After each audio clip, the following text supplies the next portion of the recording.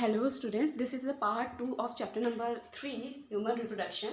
In this we will be studying about semen and some disorders which are related with the male reproductive system. Okay, so what is actually semen? We have already discussed this in the previous video. हम previous video में देख चुके हैं कि भाई semen होता क्या है.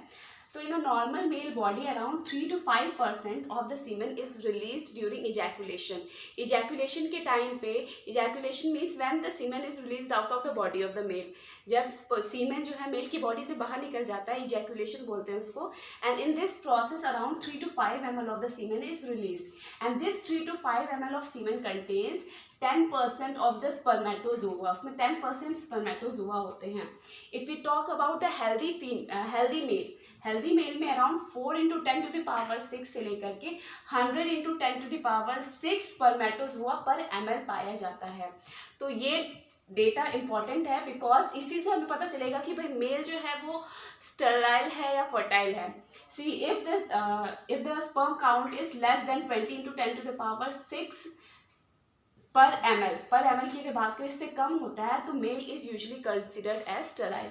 ओके, तो इस मेल की स्टेरिलिटी से फर्टिलिटी से अगर हम बात करें तो दो डिजीजेस होती है. एक होता है ओलाइगोस्पर्मिया, एक होता है एजोस्पर्मिया.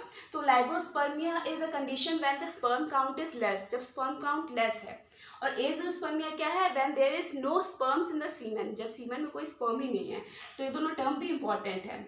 ओके, अब हम बात करते हैं फ्रक्टोज मैंने क्यों लिखा हुआ, why is fructose important.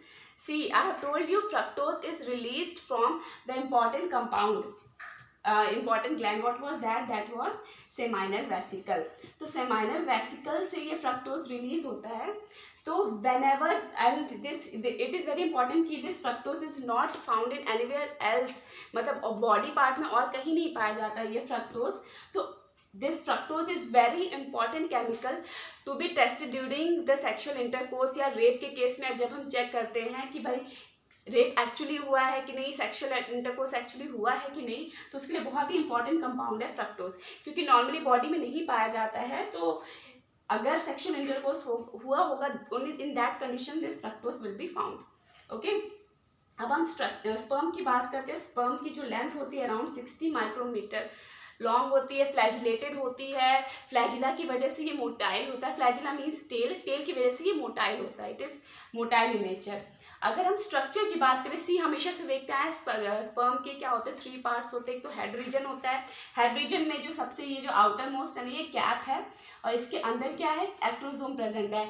Acrosome is actually having that compound only, जिस हम कंपाउंड का क्या नाम देते हैं, हाइयलुरोनिडेज. This compound is very important for penetrating into egg cell. egg cell के अंदर penetrate करने के लिए ये जो enzyme है compound है बहुत ही important है.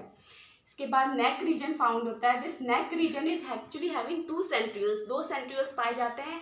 एक proximal end पे होता है, एक distal end पे होता है. तो this is the middle piece which is having the mitochondria. से माइटोकॉन्ड्रिया पाया जाता है. माइटोकॉन्ड्रिया के क्या फंक्शन है? इट प्रोवाइड्स एटीपी प्रोवाइड करता है. एटीपी मतलब एनर्जी प्रोडक्शन के लिए हेल्प करता है.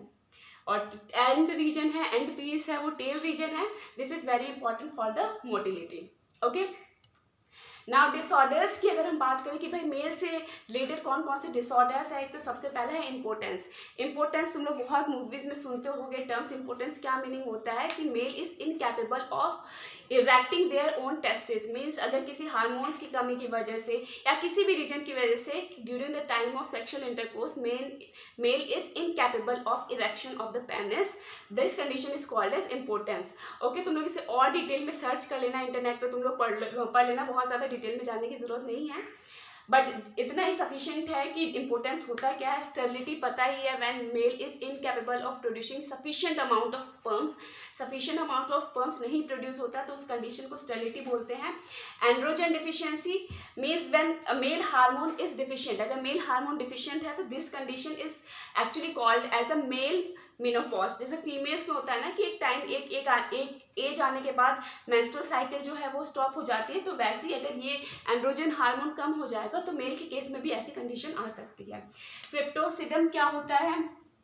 क्रिप्टोसिडम अच्छा, ये दोनों चीज़ ना तुम लोग एक बार सर्च करना, क्रिप्टोसिडम क्या होता है, हाइपोसील क्या होता है, ये दोनों नेम नोट डाउन कर लो। ये सर्च करके मुझे मैसेज करना कि क्या होता है एक्चुअली ये भी टेस्टिस से रिलेटेड है कि टेस्टिस स्क्रोटम में ना लाई करके कहीं बाहर लाई करता है, तो वो तुम लोग देख लेना कौन सी कंडीशंस में होता है। प्रोस्टेट कैंसर क्या होता है, व्हेन प्रोस्टेट ग्लैंड जो है वो प्रॉपर्ली नहीं फंक्शन करता है, प्रोस्टेट ग्लैंड्स के जो सेल्स है वो एकदम सडनली डिवाइड करना स्टार्ट कर दिए हैं, तो वो कंडीशन में भी जो मेल्स है वो they are incapable of fertilization के लिए they are not at all capable.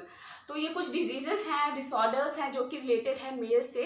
In the next video we will be talking about the female reproductive system and their disorders, तो वो हम लोग देखेंगे। तो आज की वीडियोस में अगर कोई भी डाउट हो तो प्लीज़ डू कमेंट मी, मुझे मैसेज करना। Okay, till then thank you.